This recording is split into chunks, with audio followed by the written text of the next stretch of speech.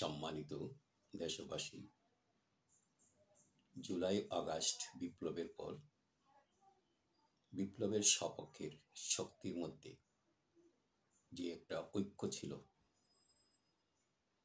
ইদানিং পিনাকি ভট্টাচার্য, সাংবাদিক ইলিয়াস হোসেন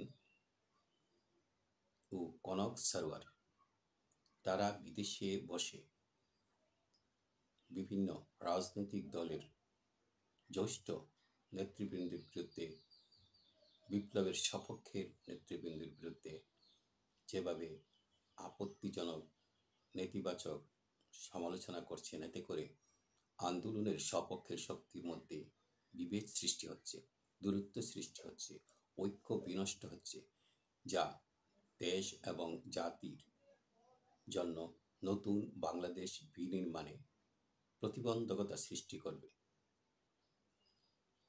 আমি ব্যক্তিগতভাবে মনে করি এ ধরনের বিভেদ সৃষ্টি সুস্থ সাংবাদিকতা, সুস্থ কোনো ব্যক্তিত্ব, সুস্থ কোনো রাজনীতিবিদ, সুস্থ কোনো গবেষকের জন্য এটা দুঃখজনক।